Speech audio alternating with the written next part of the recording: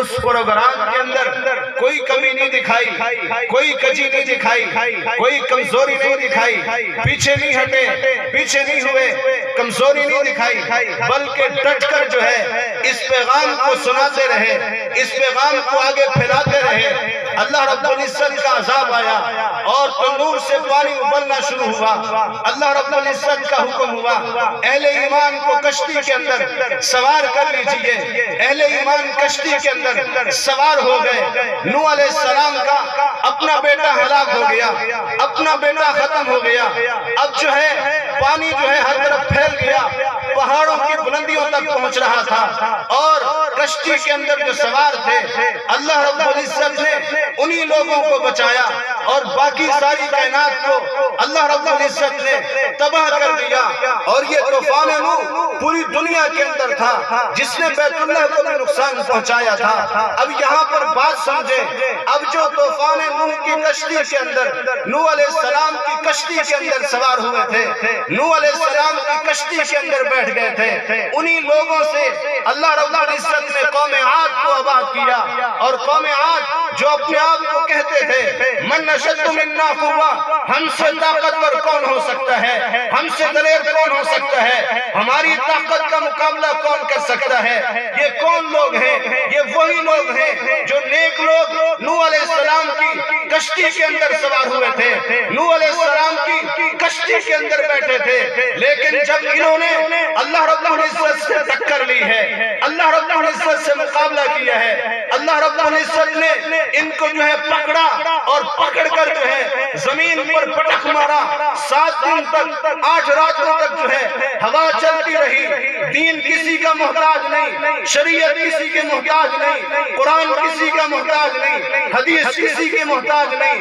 یہ قرآن اسی کا ہے، شریعت اسی کی ہے، جو اس پر عمل کرتا ہے، اس کے ساتھ جڑتا ہے، اس کو اپنے سینے کے اندر بٹھاتا ہے، اس کو اپنے سینے کے اندر لے کر آتا ہے، ورنہ دنیا کی کوئی طاقت اس کو مٹانے کی جرات ہی نہیں کر سکتی ہے۔ اللہ رب العزت نے کوئی اپنی نیکی پر اترانے کی کوشش نہ کرے کہ ہم نیک لوگ ہیں، ہماری نیکی ہمیں بچا لے گی، اور اولاد اس بات کا تصور بھی ذہن سے نکال دے کہ میرا باپ بڑا نیک انسان تھا، میرا باپ اچھا انسان تھا، باپ کی اچھائی اپنی جگہ پر، لیکن کل قیامت کے دن باپ کی اچھائی کام نہیں آئے گی، اور والد کا کردار کام نہیں آئے گا۔ انسان کو وہی کام آئے گا جو انسان اپنے ساتھ لے کر آئے گا۔ رسول اللہ صلی اللہ علیہ وسلم نے اپنی بیٹی حضرت فاطمہ سے کہہ دیا تھا، اپنی پھپھو حضرت صفیہ سے کہہ دیا تھا، اور اپنے چاچا عباس سے کہہ دیا تھا، اے بیٹی فاطمہ اپنے ساتھ اعمال لے کر آنا، اے پھپھی صفیہ اپنے ساتھ اعمال لے کر آنا، اے چاچا عباس اپنے ساتھ جو ہے اعمال لے کر آنا، کل اللہ کی عدالت میں محمد کو میں اللہ سے نہیں بچا سکتا ہوں۔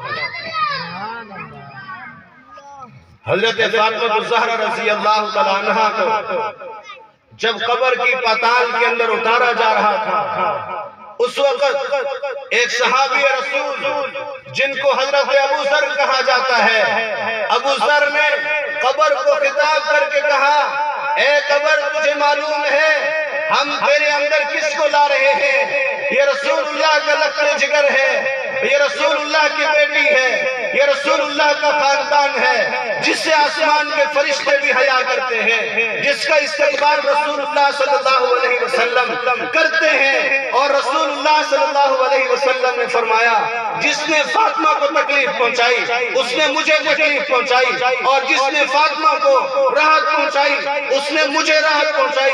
اے قبر تجھے پتہ ہے ہم تیری پاتال کے اندر کس کو اتار رہے ہیں؟ قبر نے آواز دی، ابو ذر یہ حسب نسب بیان کرنے کی جگہ نہیں ہے، یہاں تو کوئی آرام پائے گا جو ہمارے صالحہ لے کر آئے گا۔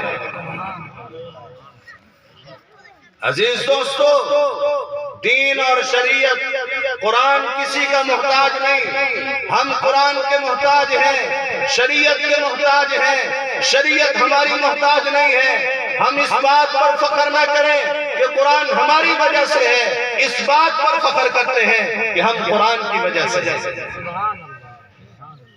ورنہ یہ وہی نیک لوگ تھے قوم عاد۔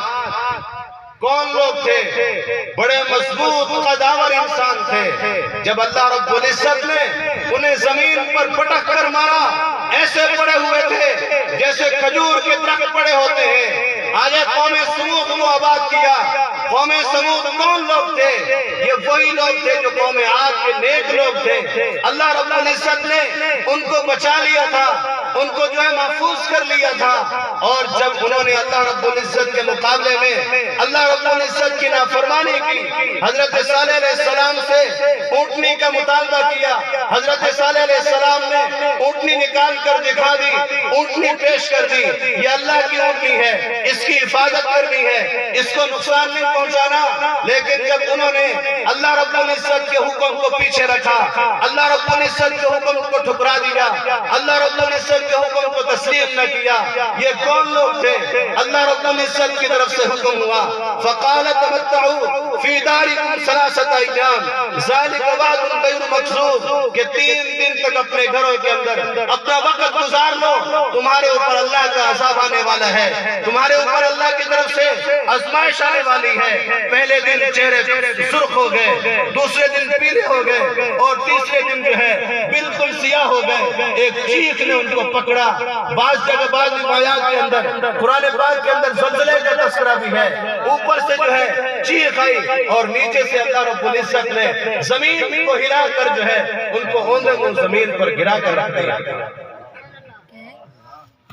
میرے دوستو، یہ قرآن، یہ شریعت، یہ دین اور یہ حکام شریعت رسول اللہ صلی اللہ علیہ وسلم کی ختم نبوت، عظمت اصحاب رسول کسی فرد کی محتاج نہیں ہے، کسی شخصیت کی محتاج نہیں ہے۔ یہ اللہ رب العزت کا کرم ہے، اللہ رب العزت کی مہربانی ہے، اللہ رب العزت ہم سے کام لے رہا ہے۔